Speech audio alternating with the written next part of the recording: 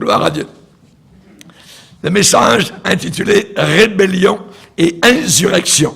Rébellion et insurrection. On va lire un passage dans Ésaïe chapitre 14. Ésaïe chapitre 14. Alléluia.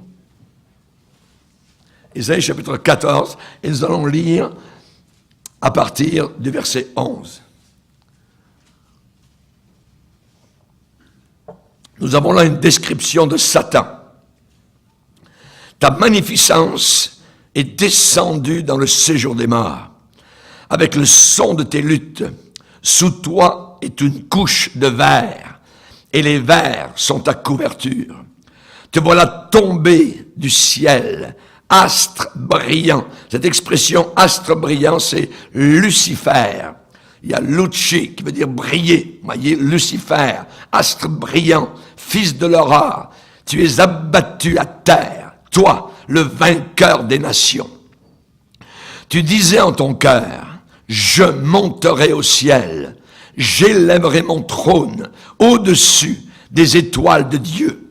Je m'assirai sur la montagne de l'assemblée, à l'extrémité du septentrion. Je monterai sur le sommet des nues. Je serai semblable au Très-Haut. Mais tu as été précipité dans le séjour des morts, dans les profondeurs de la fosse. Nous allons lire un deuxième passage dans le livre des Nombres. Livre des Nombres, chapitre 16. Livre des Nombres, chapitre 16. À votre gauche. Livre des Nombres, chapitre 16. Livre des Nombres, chapitre 16, verset 1er. Coré, fils de Jicéar, fils de Kéat, fils de Lévi, donc un lévite, se révolta. Notez le verbe révolta. Avec Dathan et Abiram, fils d'Éliab, et On, fils de Péleth, tous trois fils de Ruben. Ils se soulevèrent contre Moïse avec 250 hommes des enfants d'Israël. Et notez, des principaux de l'assemblée, donc des hommes de renom, de ceux que l'on convoquait à l'assemblée et qui étaient des gens de renom, des gens de réputation. Ils s'assemblèrent contre Moïse et Aaron et leur dirent, c'en est assez, ça suffit. Car toute l'assemblée, tous sont saints, l'Éternel est au milieu d'eux. Pourquoi vous élevez-vous au-dessus de l'assemblée de l'Éternel? Ils sont en train de dire à Moïse qu'il est un orgueilleux. Un peu plus loin, verset 12. Moïse envoya appeler Dathan et Abiram, fils d'Éliab. Mais ils dirent, nous ne monterons pas. On n'ira pas à la réunion. On ne veut pas venir. N'est-ce pas assez que tu nous aies fait sortir d'un pays où coule le lait et le miel pour nous faire mourir au désert sans que tu continues à dominer sur nous? Tu es un dominateur, tu es un tyran, Moïse. Et ce n'est pas dans un pays où coule le lait et le miel que tu nous as menés. Ce ne sont pas des champs et des vignes que tu nous as donnés en possession. Penses-tu crever les yeux de ces gens? Nous ne monterons pas. Résultat, on va lire l'histoire, vous la relirez à la maison, mais on va lire rapidement, verset 32. La terre ouvrit sa bouche et les engloutit, eux et leurs maisons, avec tous les gens de Corée, tous leurs biens. Ils descendirent vivants dans l'enfer, dans le séjour des morts. Eux et tout ce qui leur appartenait. La terre les recouvrit. L'enterrement a lieu très rapidement avec le Seigneur. La terre les recouvrit et ils disparurent du milieu de l'assemblée. Tout Israël qui était autour d'eux s'enfuit à leurs cris, car ils disaient, fuyons, de peur que la terre ne nous engloutisse. Un feu sortit d'auprès de l'Éternel et consuma les 250 hommes qui offraient le parfum. Supposément qui servaient Dieu, qui priaient Dieu, qui louaient Dieu. Oui, Dieu les a tués. pour faire la chose courte, regardez verset 41. Vous pensez qu'ils ont compris que tout le peuple dit « Ok, Moïse, c'est bien ». Dès le lendemain, toute l'assemblée des enfants d'Israël murmura contre Moïse et Aaron en disant « Vous avez fait mourir le peuple de l'Éternel ». Imaginez, ils n'ont rien compris le jour précédent. Et vous savez comment ça a terminé? Verset 49. Il y eut 14 700 personnes qui moururent de cette plaie, outre ceux qui étaient morts à cause de Corée. Ça veut dire, le jour précédent, 250 morts. Le jour d'après, ils n'ont rien compris. Dieu dit 14 700 morts. En tout, il y a eu environ 15 000 morts en 2 jours. Seigneur, nous te demandons de bénir ta parole. Tu es le Dieu vivant, le Dieu réel, le Dieu dont on ne peut se moquer. Nous te demandons de nous aider à comprendre l'enjeu de la fin des temps. Nous te demandons, Seigneur Jésus, que nous puissions comprendre cette parole qui est notre boussole dans ce monde. Nous voulons, Seigneur, avoir ce radar spirituel qui nous conduira jusqu'au port éternel. Bénis abondamment les pensées de nos cœurs, que nous puissions les comprendre, qu'elles descendent profondément au fond de nos vies, au nom puissant de Jésus-Christ. Amen. Et tout le peuple dit Amen. Amen. On va s'asseoir, frères et sœurs. Rébellion et insurrection. Des verbes pour la rébellion: se révolter, se soulever, s'assembler contre. Ce sont des verbes qui montrent évidemment ce qui peut arriver parmi le peuple de Dieu. Là, nous ne parlons pas des païens. Nous parlons évidemment de ce qui peut se passer au milieu du peuple même du Seigneur. C'est arrivé déjà. Particulièrement quand on parle de rébellion, quand on parle d'insurrection, on parle de levée de bouclier, on parle d'émeute, mutinerie, trouble, résistance à la parole de Dieu. On sait que Satan a dit « Je serai semblable au Très-Haut ». Et la première division qui a eu lieu n'a pas été dans une église, mais parmi les anges. Et Satan a réussi à faire en sorte qu'un tiers des anges créés par Dieu le suivent dans sa division et dans sa rébellion. En entendant ce message, aujourd'hui, il y a beaucoup de choses qui vont traverser votre pensée. Ce message est pour s'examiner soi-même, faire un examen de soi-même. C'est David lui-même au psaume 139 qui a dit « Sonde-moi, ô Dieu ». Ça veut dire « Fais descendre ta sonde au fond de ma vie, au fond de mon cœur. Sonde-moi, ô Dieu, connais mon cœur, éprouve-moi, connais mes pensées et regarde si je suis sur une mauvaise voie. Et conduis-moi sur la voie de l'éternité. » J'aimerais vous rappeler qu'actuellement, maintenant, aujourd'hui, cet après-midi, ce matin, ce soir, cette nuit, des esprits séducteurs travaillent jour et nuit autour de la planète Terre. Des esprits démoniaques. Des esprits séducteurs qui essaient d'asservir les gens et de soumettre les gens. Et la Bible nous dit dans le Nouveau Testament, dans 1 Timothée chapitre 4, que le Saint-Esprit parle. Qu'est-ce qu'il dit? Il dit expressément que certains, à la fin des temps, abandonneront la foi. Abandonnent d'un côté de la foi biblique pour s'attacher à des esprits séducteurs, à des puissances diaboliques. Quand David dit « sonde-moi, ô Dieu », ce mot « sonder », ça parle de forage. Ça parle d'exploration, de prospection, de fouiller, ausculter comme un médecin, de creuser on va descendre, on va examiner, percer. Pourquoi? Parce qu'il faut absolument que nous soyons avertis. C'est David qui a dit, Seigneur, s'il te plaît, je ne veux jamais m'endormir du sommeil de la mort. Afin que mon ennemi ne ricane derrière moi et ne dise, je l'ai vaincu. Ce que les démons cherchent à faire, pour moi et pour toi, c'est de te vaincre, c'est de te séduire, c'est de t'éloigner de la foi biblique. Pensez à certains de vos amis. Pensez à certains membres de votre famille. Pensez à certains frères, sœurs, dans l'assemblée chrétienne, qui autrefois servaient très bien le Seigneur Jésus-Christ. Avec zèle, avec feu et flamme et ardeur.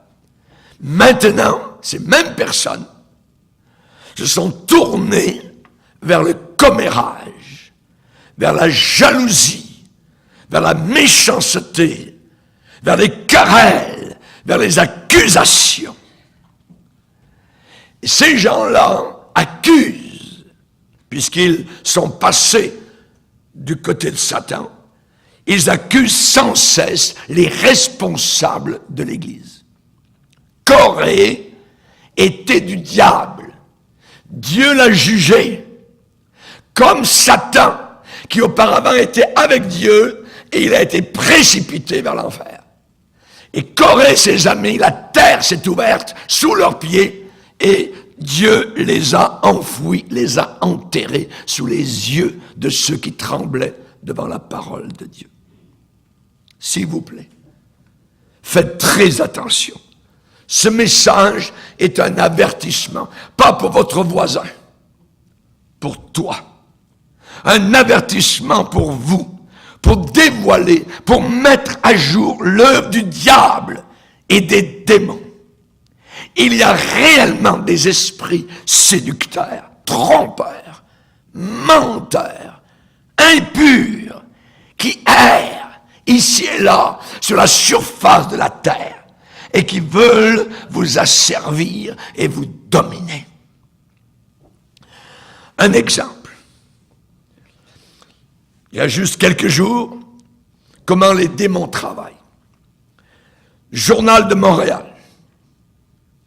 Une rubrique. Regardez comment Satan parle. On en a assez de la Sainte Bible. C'est le titre de l'article.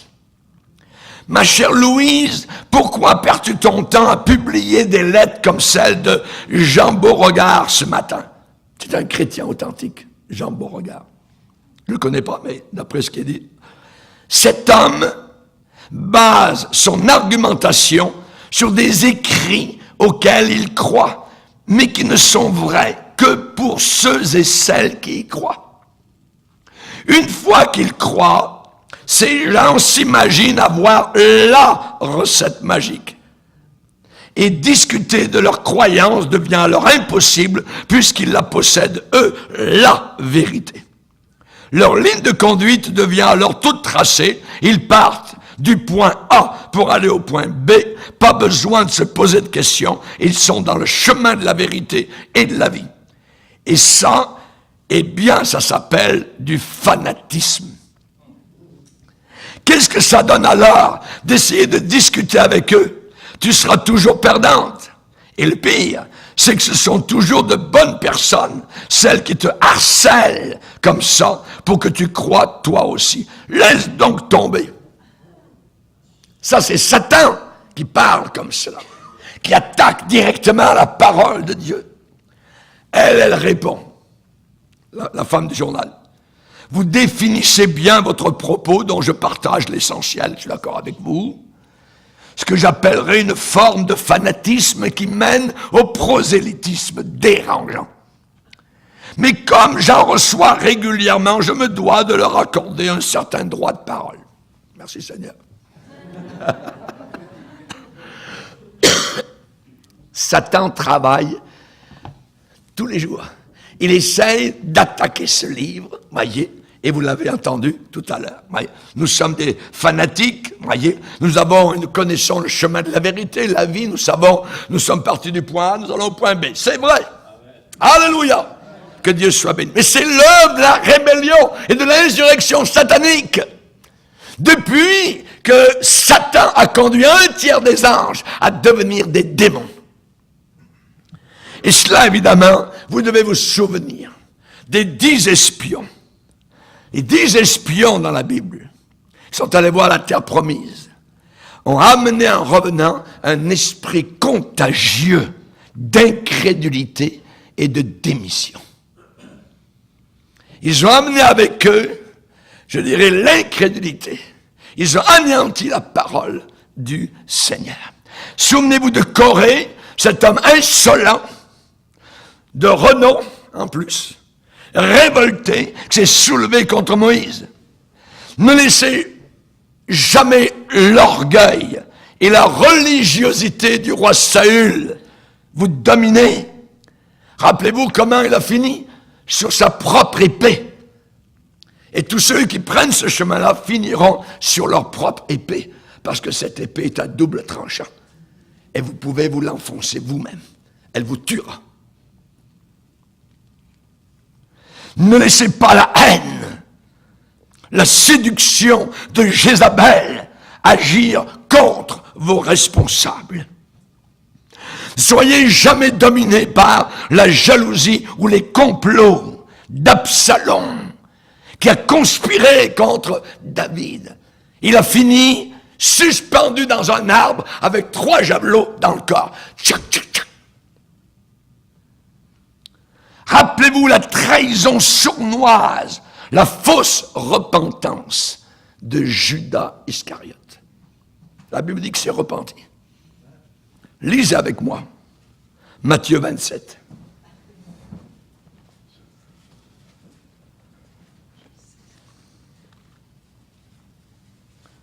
Matthieu 27, verset 3.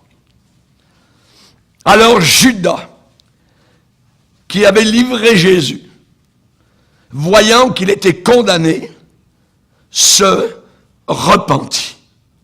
Ah, on va dire, mais c'est merveilleux. Ouais, mais attends.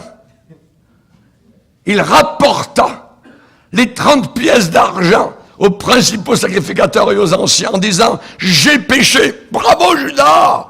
Mais tu fais exactement ce qu'un repentant doit faire.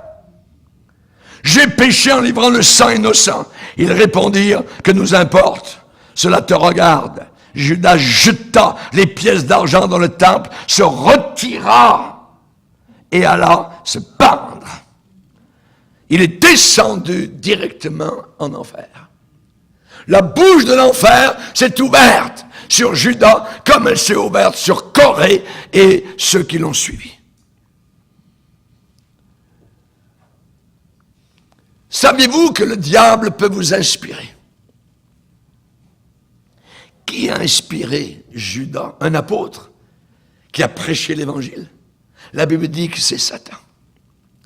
C'est écrit que Judas a été inspiré par Satan. Lisez avec moi dans l'évangile de Jean, chapitre 13. Évangile de Jean, chapitre 13.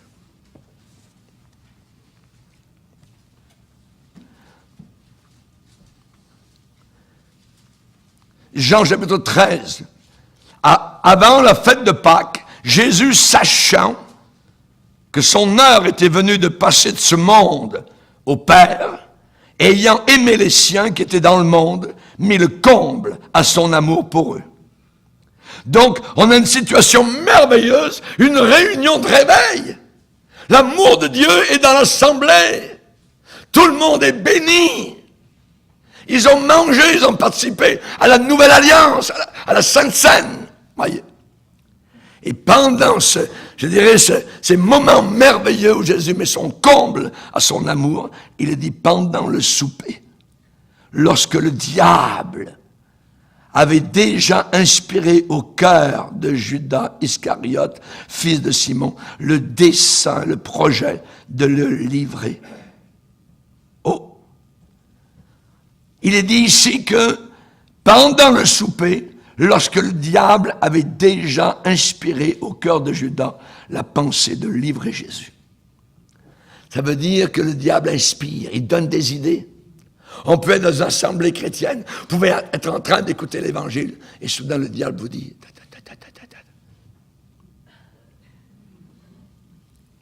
Regardez un peu plus loin, verset 27. Jean 13, 27. Dès que le morceau fut donné, Satan entra dans Judas. Tout à l'heure, c'était l'inspiration. Maintenant, c'est l'entrée directement de Satan. Donc, Satan est entré en Judas pour livrer le Fils de Dieu. Nous avons besoin de faire très attention. La Bible dit qu'il est devenu un traître. Il n'était pas un traître. Il est devenu. C'est écrit dans la Bible, dans Luc 6, verset 16. Il devint le traître. Rappelez-vous, dans le Nouveau Testament, l'Église est en train d'aller de l'avant. Il y a des miracles, les gens croient, tout ça. Et soudain, il y a un couple à l'intérieur de l'Église qui s'appelle Ananias et Saphira, qui ont menti au Saint-Esprit. Mentir au Saint-Esprit, c'est ne pas respecter sa parole, sa promesse envers l'Église. Ils n'ont pas fait ça. Ils sont morts dans l'Église. Dieu a donné un exemple. Alexandre. Dans la Bible, il y avait un homme qui s'appelait Alexandre. Il était vicieux. Il était agressif. Et lui, ce qu'il faisait continuellement, c'était d'accuser faussement les responsables de l'Église qui étaient fidèles à la parole de Dieu. Paul a écrit à Timothée, Alexandre m'a fait beaucoup de mal. Fais attention à ce gars-là. Nous sommes parfois, les chrétiens, nous sommes des brebis. L'amour, l'amour, l'amour, puis on aime tout le monde. Paul a dit, fais attention à ce gars-là. Méfie-toi de lui. Il m'a fait beaucoup de mal. Le Seigneur lui rendra selon ses œuvres. Le Seigneur lui rendra selon ses œuvres. Vous vous rappelez dans l'Ancien Testament, Géasi, le serviteur d'Élisée.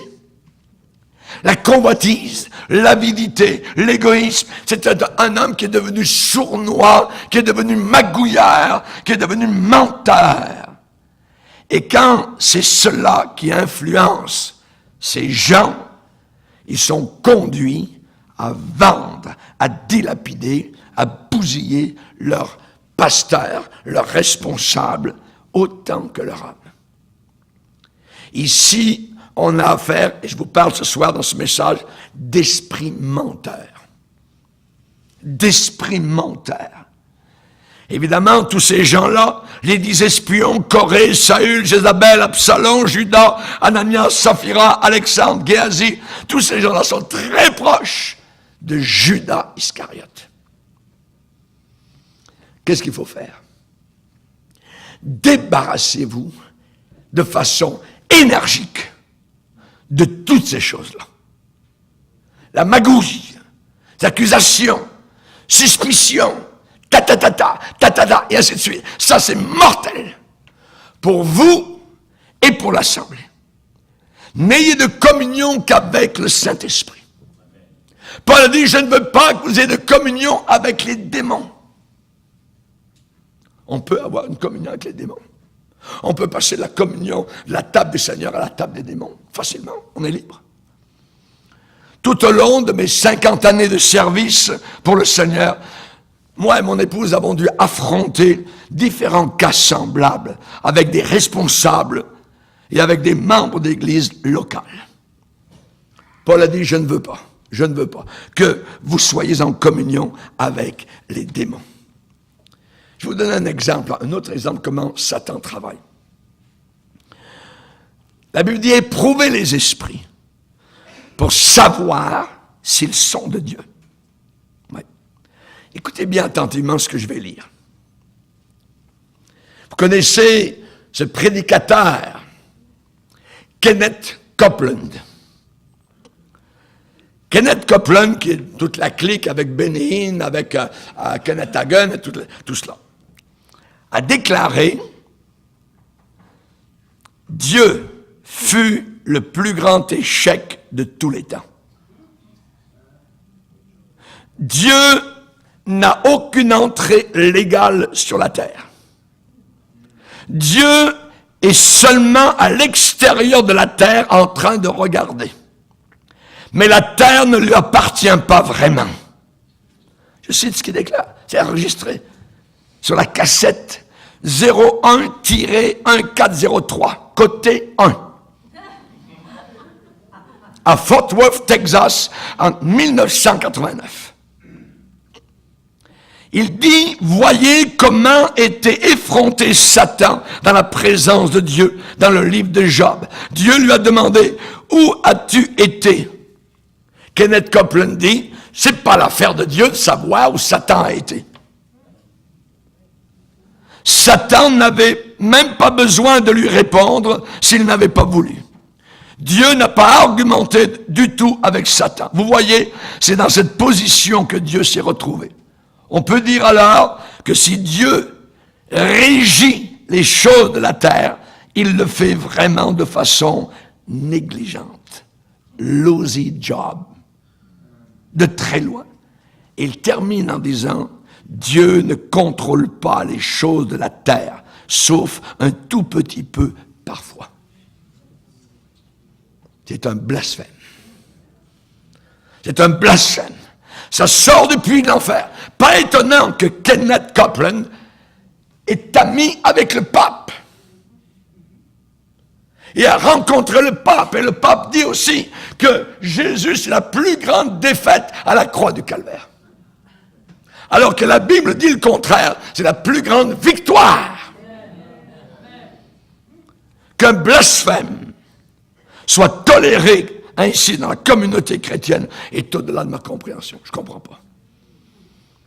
Satan est un être créé, c'est un ange, il n'est pas un Dieu, je dirais, c'est un ange déchu.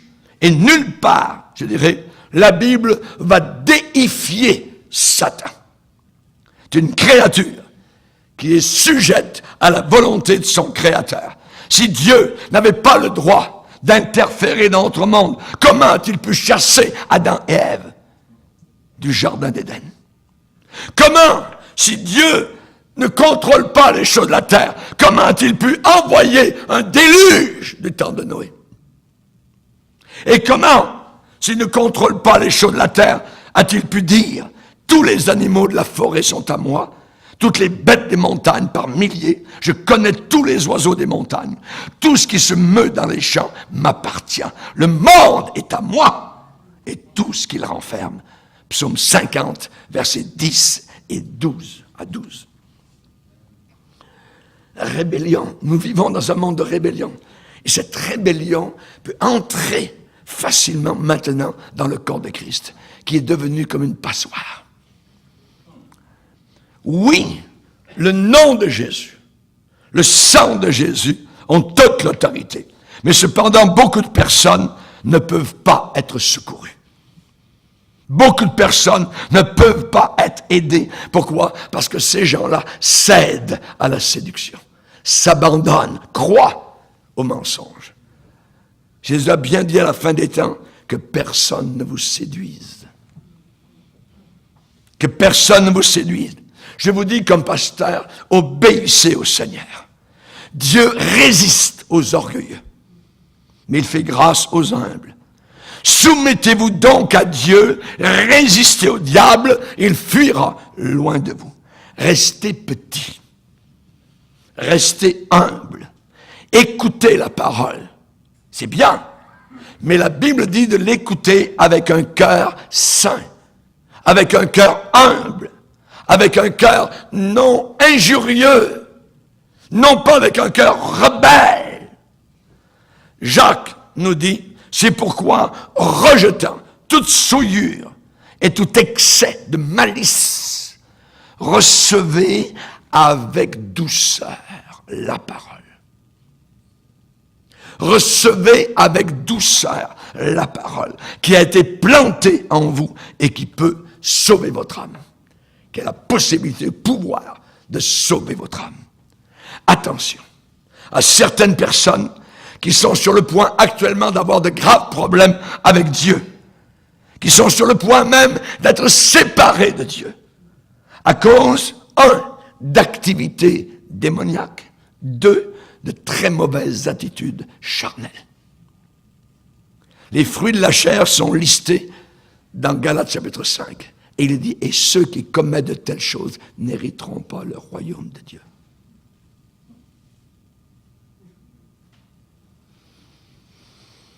Malheur à la terre et à la mer, car le diable est descendu vers vous, animé d'une grande colère, sachant qu'il a peu de temps. Il sait qu'il a peu de temps. Cette expression, descendu, animé d'une grande colère, ça veut dire qu'il frémit de rage. Il tremble de rage. Prenez donc garde, dit Jésus, à la manière dont vous écoutez. Il n'a pas dit uniquement d'écouter, à la manière dont vous écoutez. Quand vous écoutez la parole, si à un moment donné, il y a comme une rébellion qui se lève dans votre cœur, ça c'est dangereux. C'est très dangereux. J'aimerais vous parler des techniques rusées, très rusées de Satan. Il est dit que l'Esprit nous dit expressément. Ce mot expressément n'est pas là juste par hasard. L'Esprit dit expressément. Ça veut dire de façon nette, claire, précise. Quoi? Que beaucoup de personnes à la fin des temps s'éloigneront de la foi biblique pour se tourner vers des esprits de séduction. C'est pas une petite affaire. Nous le voyons maintenant depuis 40 ans dans le corps de Christ. L'occultisme est entré, l'hindouisme est entré, le yoga est entré, le rock mondain est entré, la fumée est entrée. La jeunesse est aussi perdue, plus perdue, je dirais, à l'intérieur de l'Église que dans le monde. Nous devons nous souvenir que nous n'avons pas à lutter contre la chair et le sang, mais contre les principautés, les autorités. On parle de pouvoir, les dominateurs des ténèbres d'ici-bas, les princes de ce monde de ténèbres, les esprits qualifiés de méchants, esprits du mal dans les lieux célestes. Ils sont en rébellion contre Dieu depuis des millénaires. Et ils savent tous, ces démons, qu'ils vont en enfer. Fortifiez-vous dans le Seigneur, et par sa force toute puissante, revêtez-vous de toutes les armes de Dieu, afin de pouvoir tenir ferme contre les astuces de Satan, les astuces, les ruses, il est habile. Il ne vient pas avec pancarte, Satan, c'est moi. Non, non. Il vient avec la pancarte, prédicateur de l'Évangile. Est-ce que vous vous souvenez de ça? Nous n'avons pas à lutter contre la chair et le sang, mais contre les démons. Ce n'est pas contre des personnes que nous devons lutter, mais contre des esprits mauvais, ténébreux, qui vivent et circulent autour de la planète Terre, dans l'atmosphère de la Terre. Le diable est décrit dans Éphésiens chapitre 2 comme étant le prince de la puissance de l'air. D'où viens-tu, Satan? C'est la question que Dieu a posée à Satan un jour. Il dit de me promener autour de la terre. As-tu remarqué mon serviteur Job? Ah ouais, mais il te sert uniquement parce que tu l'as béni, ainsi de suite. Vous connaissez l'histoire. Satan compte bien que vous fassiez exactement ce que beaucoup d'autres font, c'est-à-dire de regarder uniquement aux hommes et ignorer le véritable ennemi qui est caché derrière l'homme. Vous n'êtes pas dans une guerre charnelle, ni naturelle, c'est une guerre surnaturelle. C'est une guerre spirituelle, très stratégique. Ayez le regard fixé, soudé sur Jésus-Christ, pas sur les hommes. Pierre l'apôtre a dit, soyez sobres, veillez, votre adversaire. Tu as un ennemi. Oh, je pensais qu'il n'y avait pas d'ennemi. Oui, tu as un ennemi. votre adversaire, le diable, rôde autour de toi pour essayer de te détruire, de t'éloigner du Seigneur.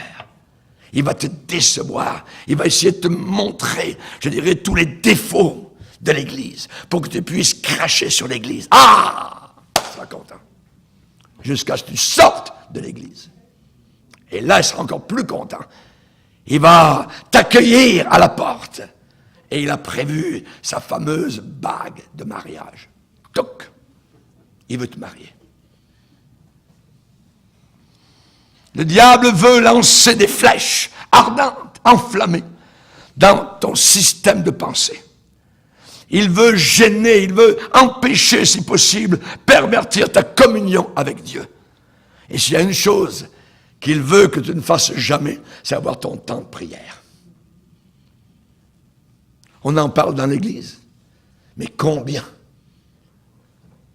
Si le lundi, je passais dans chacune de vos maisons, combien de personnes je verrais à genoux, en train de prier Dieu, de louer Dieu.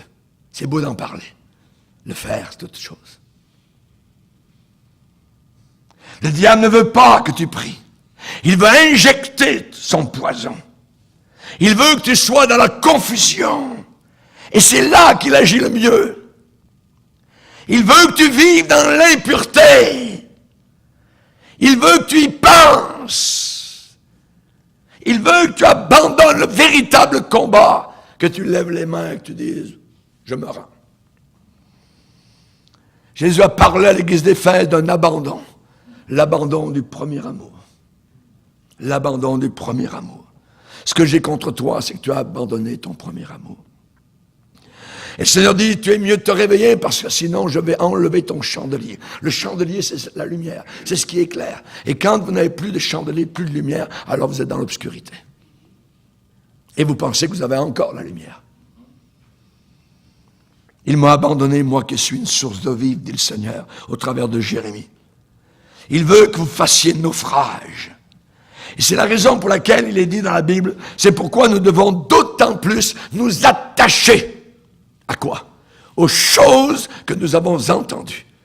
De peur que nous soyons emportés loin de ces choses-là. Les courants de la fin des temps sont très forts. Très forts. La puissance de séduction.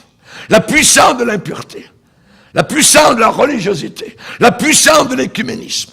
Il va faire sortir du puits de l'enfer des millions de démons. Il faut que vous restiez attachés aux choses que vous avez entendues. Paul a dit à Timothée, les hommes méchants et séducteurs avanceront toujours plus dans le mal, égarant les autres et égarés eux-mêmes. Toi, demeure dans les choses que tu as apprises et reconnues certaines. Bouge pas. Bouge pas. Reste où tu es dans les Écritures. Chers amis, le diable veut que vous ayez des mauvaises actions. Il veut que vous parliez contre vos dirigeants, contre vos responsables spirituels. Je me rappelle toujours un homme qui venait à l'église. On a parlé avant une réunion dans mon bureau, tout ça, il avait certains besoins. Et j'ai dit, on va prier, frère. On demande au Seigneur de vous aider. Et pendant que j'étais en train de prier, il dit, pasteur, arrêtez. Arrêtez. Le diable est en train de me dire, vous êtes un homme méchant. Ah oui? Au nom de Jésus, sors d'ici, Satan. Pendant qu'on était en train de prier. Chers amis, j'ai un ennemi depuis des années. Et chaque fois, il me répète une chose. T'es fini, t'es fini, t'es fini. Mais on continue. Parce que c'est un menteur, il est le père du mensonge. Le diable veut que vous parliez contre vos dirigeants spirituels. Ces dirigeants spirituels qui sont fidèles à Dieu, qui sont fidèles à la parole de Dieu, qui marchent étroitement avec le Seigneur. Le diable veut vous séduire, vous pervertir, vous tromper, vous mentir. Veillez, ne vous laissez pas faire. Ne vous laissez pas faire. Prenez par-dessus tout cela le bouclier de la foi avec lequel vous pourrez éteindre les traits enflammés du diable. Soyez purs. Soyez spirituels, marchez selon l'esprit, vous ne serez jamais déçus. Agissez droitement dans votre vie personnelle. Suivez les principes de la Bible, les directives de la Bible. Jacques 3, verset 14. Si vous avez dans le cœur une jalousie amère, si vous avez dans le cœur un zèle amer et un esprit de dispute, ça veut dire une rivalité, ne vous glorifiez pas et ne mentez pas contre la vérité. Cette sagesse n'est pas celle qui vient d'en haut, mais cette sagesse qui amène la dispute, la jalousie, le zèle amer, cette sagesse, elle est terrestre, elle est charnelle, elle est diabolique, elle est démoniaque. Il y a une sagesse démoniaque. Et nous devons faire très attention. Car là où il y a un zèle amer, là où il y a une jalousie, là où il y a un esprit de dispute, il y a du désordre et toutes sortes de mauvaises actions et toute espèce de pratiques mauvaises. Beaucoup de personnes disent, oh, vous savez, aujourd'hui, nous devons parler uniquement des choses positives. On ne veut pas parler des choses négatives. N'écoutons pas un prédicateur qui est négatif, qui est correctif. Non, non, non, non. Ces gens-là veulent seulement être chatouillés, caressés, que leurs oreilles soient juste effleurées. Et Paul va dire, je t'en conjure devant Dieu, écoute bien, Timothée, jeune prédicateur, prêche la parole. Car il viendra une époque où les hommes ne supporteront plus la saine doctrine. Ils ne supporteront plus. Nous sommes là. Aujourd'hui, vous dites la vérité, vous êtes un légaliste.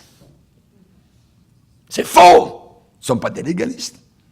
Mais ils ne supportent plus la vérité. Ils veulent être caressés, chatouillés. Moi, je veux être un bon serviteur de Jésus-Christ. On va lire, si vous voulez bien, dans 1 Timothée chapitre 4. 1 Timothée 4.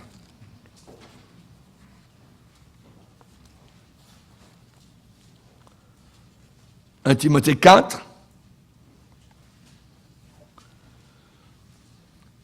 verset 6, « En exposant ces choses aux frères, tu seras un bon ministre de Jésus-Christ, nourri des paroles de la foi et de la bonne doctrine que tu as exactement suivies.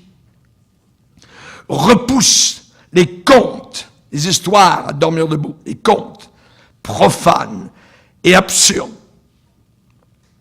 Exerce-toi à la piété. » En exposant ces choses, quelles choses? Eh bien, ce qui précède, c'est justement cet abandon de la foi, cette apostasie de la fin des temps, ces faux docteurs prescrivant de ne pas se marier, ainsi de suite, voyez.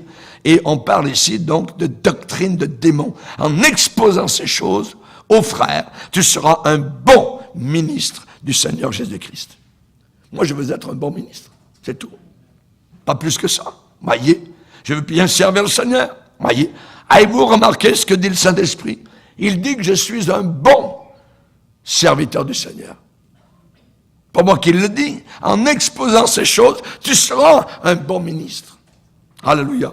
Et quand je parle et quand j'enseigne aux frères sur les esprits séducteurs, sur ceux qui les écoutent, Dieu me considère comme un bon serviteur.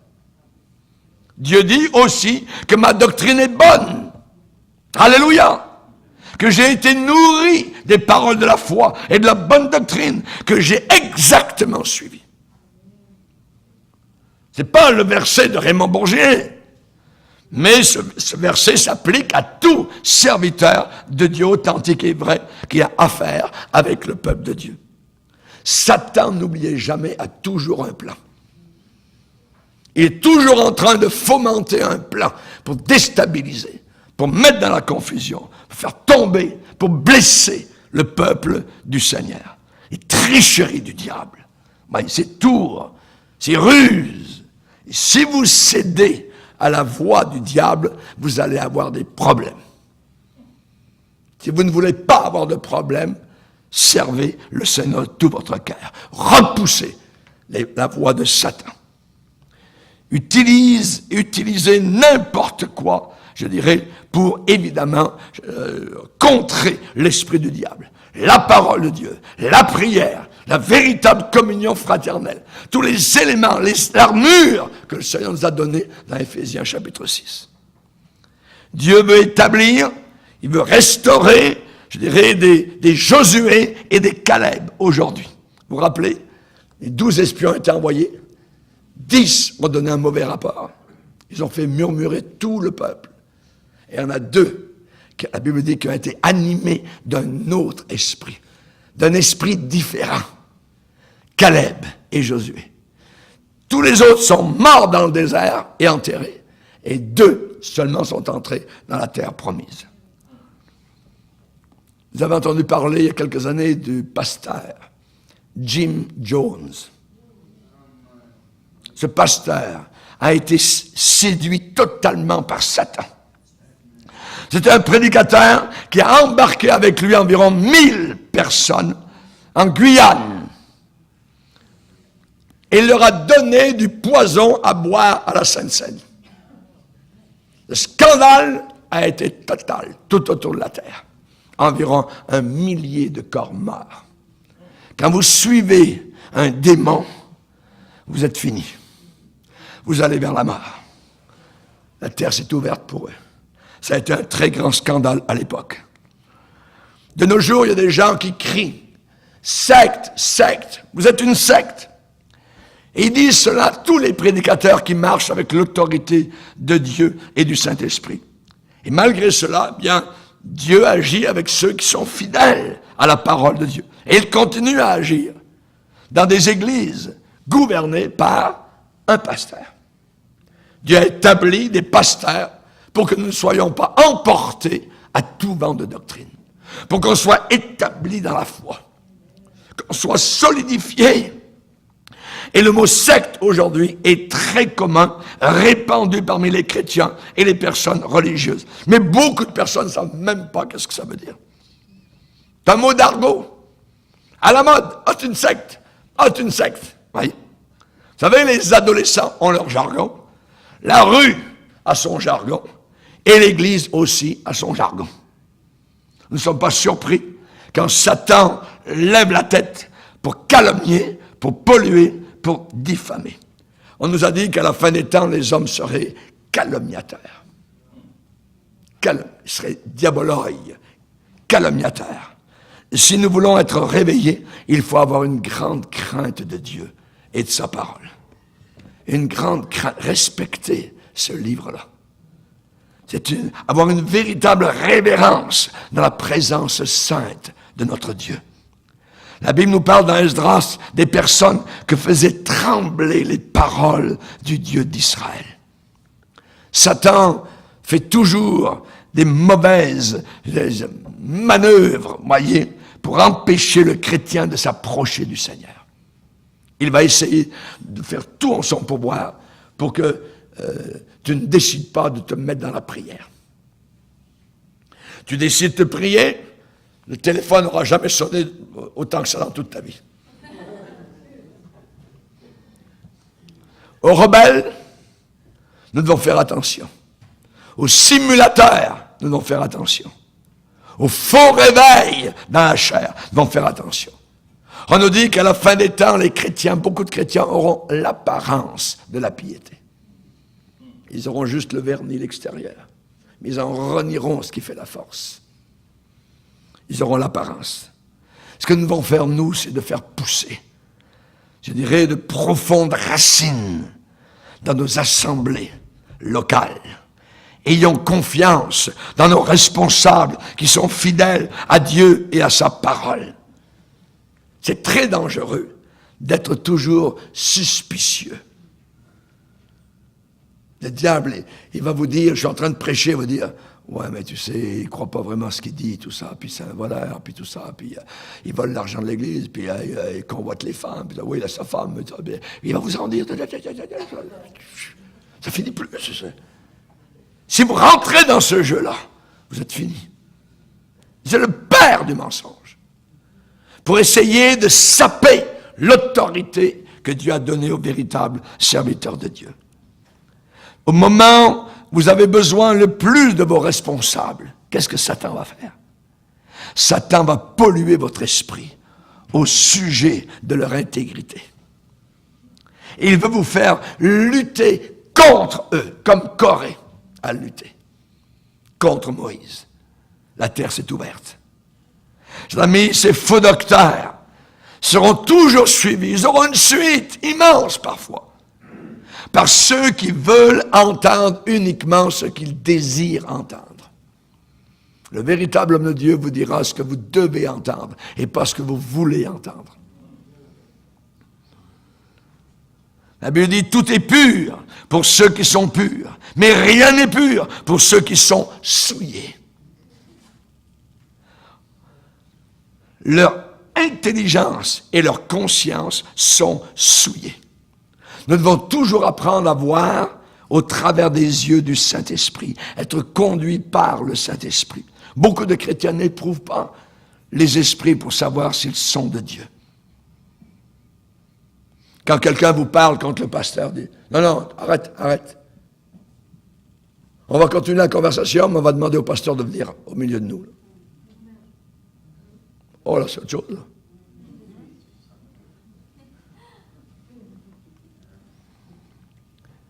Chers amis, il y a des gens qui sont dévastés. Il y a des vies qui ont été dévastées, des ministères, des familles, des réputations d'hommes justes, parce qu'ils ont été accusés faussement, condamnés. On a vu des hommes de Dieu retourner dans le monde et non pas résister aux fausses accusations et aux mensonges. La Bible dit, il a été précipité, l'accusateur de nos frères, celui qui les accusait devant Dieu, jour et nuit. Corée, le rebelle, a dit à Moïse, tu t'élèves au-dessus de l'assemblée de l'Éternel. T'es qui, toi, pour être au-dessus de nous? Hé, Moïse, t'es un orgueilleux, t'es un dictateur. Tu continues à dominer sur nous. On n'en veut plus de ta domination. Pas de problème, on va en parler au Seigneur. Dieu va dire ce qu'il a à dire. Mettez-vous de ce côté, nous on va se mettre de ce côté. Ils sont mis de ce côté-là, toute la terre s'est ouverte, ils sont descendus.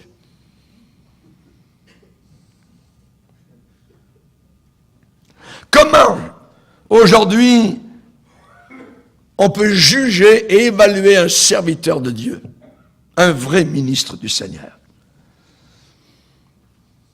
Par ses fruits? Non. Ils disent, ces gens-là, les accusateurs, ils disent qu'ils font ça, mais ils ne le font pas vraiment. La plupart ne regardent pas du tout la longévité, la productivité, les fruits. Non, vous savez ce qu'ils regardent? Ses possessions matérielles. Sa voiture, oh, il vient de la changer. Il a de l'argent, il vole l'argent de l'église. Il a une deuxième voiture. Mais là, l'argent roule, l'accusateur. Ils vont regarder ses positions, sa maison. Ils vont regarder s'il a une bague, s'il a une montre. Ils vont regarder ses vêtements, ainsi de suite. Ouais. C'est ça qu'ils regardent. Quelle injustice. Quelle injustice. C'est triste à mourir. C'est de l'immaturité et de l'enfantillage total. Satan et les démons aiment ça. Ils aiment cela. Et pendant que les chrétiens calomnient, le diable jardine dans leur dos.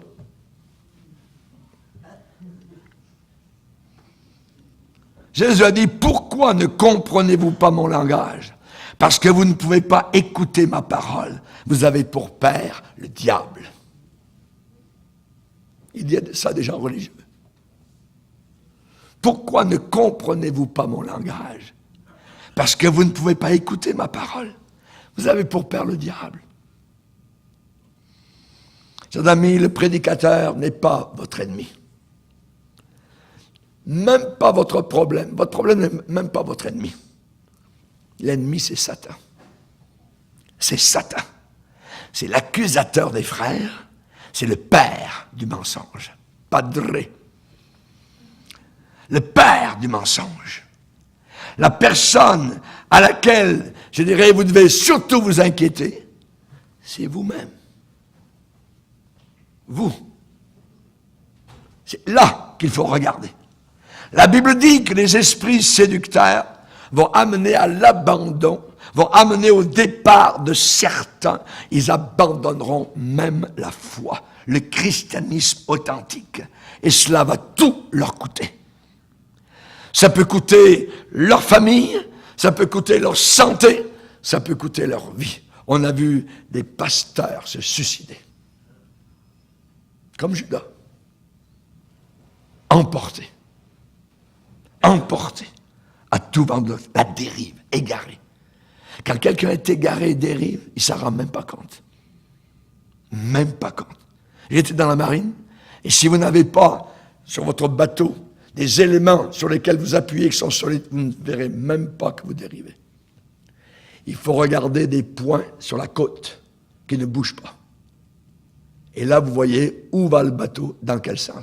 Si vous regardez juste l'eau autour de vous, vous ne verrez même pas que vous dérivez. Nous devons faire très attention. Nous avons un point fixe, qui est la parole de Dieu. Nous avons de bons prédicateurs qui sont encore là. Il y en aura tout le temps jusqu'à la fin. Ils n'ont pas bougé, ils n'ont pas lâché, ils n'ont pas flanché, ils n'ont pas abandonné. Ils sont comme des repères. On en a besoin actuellement plus que jamais. Que Dieu les garde et que Dieu les protège. Amen. Baissons nos têtes et prions le Seigneur. Nous sommes devant toi, Seigneur, pour te bénir, pour t'adorer et te glorifier.